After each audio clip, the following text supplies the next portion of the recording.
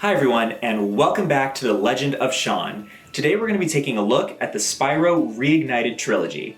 Now, despite having never played the original series, and missing out on a nostalgia factor I'm sure, I can imagine the charm and challenge of the originals as they both shine through in this remake 20 years later. The entire series is really simple in its design, story, objective, and battle. It basically is a 3D platformer that boils down to burning baddies and collecting treasure. Now, the first of the trilogy, Spyro the Dragon, is by far the most straightforward of the three in every sense.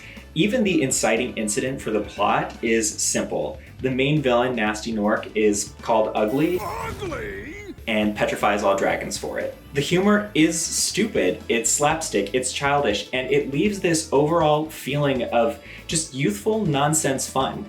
Our hero too, Spyro, is boyish, cocky, impatient, one-track minded, and naive in nature. You got a problem with that pussycat? It's really charming because there's this real youthful, flawed personality there who talks the talk but also walks the walk. And in terms of battle, there's really only one of two ways to defeat enemies. You either charge into them or you incinerate them. Ultimately, this game doesn't take itself too seriously, and neither should you. The difficulty level for your average enemy and boss fight in this game is extremely easy, but that's not where the pride nor the focus of the difficulty in this game lies. If you're a completionist, to 100% this game, there are skill points that unlock hidden gallery art and hidden routes that are just downright evil to complete and discover. If you can figure it out without cheating, honestly, then major props to you. Every so often you'll get a breather from the burn baddies, rescue dragons, collect treasure levels with a timed flight course in which you must destroy certain objects in that flight path on a countdown timer.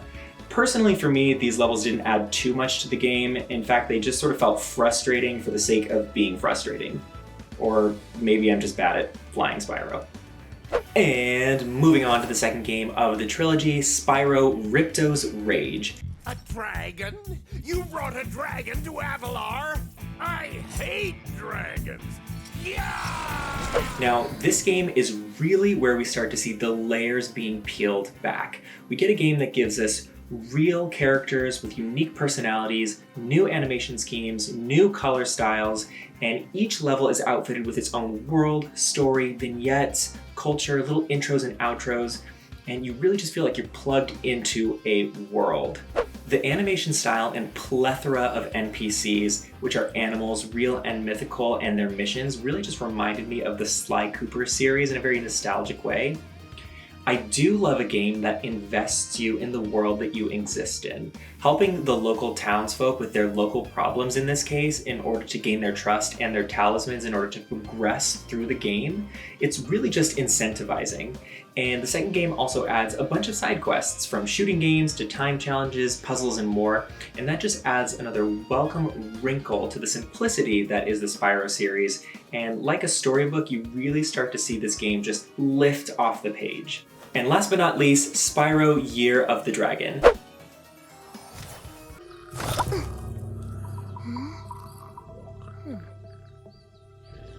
Now, really not much changes graphics-wise between the third game and the second. In fact, the third game uses the same avatars from previous characters in the first and the second game. And while I could see that that probably provided a nostalgic callback factor when playing the original series, when you're playing the Reignited Trilogy back to back to back, it often feels a little bit copy-paste on behalf of the developers. In my playthrough, I felt like Year of the Dragon really was just a simple continuation of Ripto's Rage, and that was depressing. And that was disappointing at first, but once you delve deeper into the game, there's much more to discover. Namely, the newest addition to this game is the introduction of new playable characters outside of Spyro, including our very own Sparks in bonus mini-levels.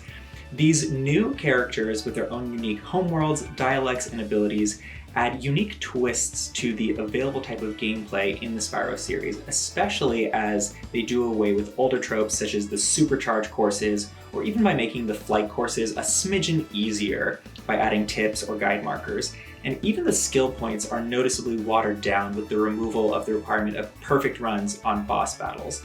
But don't let that fool you, because this game doesn't just flirt with the line between challenging and throw your remote at the TV, it stomps on it, especially if you're a completionist like me. What's delightful is that this game supports 14 localizations in other languages, which is really inclusive. In fact, I played my first entire run through this game in Brazilian Portuguese. And if you're looking to learn a new language, in this case Brazilian Portuguese, while playing video games, in this case Spyro, be sure to check out my video on that here, or here. Is that a feature of YouTube? I don't know. I gotta figure this thing out. To talk a little bit about the finish on this game, I never really pay too much mind to frames per second, but the frame rate in this game is really jittery, and it drops to the point where it really does affect gameplay.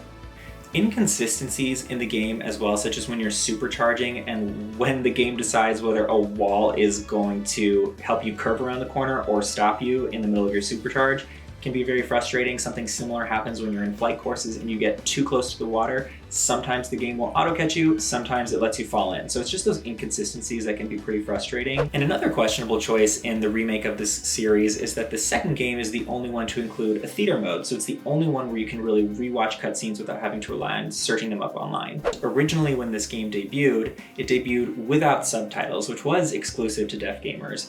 Thankfully, since then there's been a patch and there are subtitles available for all languages. All in all, the Spyro Reignited Trilogy is a charming, nostalgic title. It's simple and carefree, childish, youthful, and aggravating in all the right ways because it keeps you coming back for more. Now, I know I keep using this word to describe this series, simple, and there's nothing wrong with simple. Simple? But when you go simple, execution needs to be spot on. And although thematically this game centers entirely around gemstones, the finish of it often left it feeling a bit unpolished. But don't let that stop you, because this adventure is definitely not one to miss out on. With all that said, I rank the Spyro Reignited Trilogy an 8 out of 10 gemstones. Be sure to like, comment, and subscribe. I want to hear all about your thoughts on the Spyro Reignited Trilogy. And as always, for all things gay, gaming, and Brazilian, stay tuned to The Legend of Sean.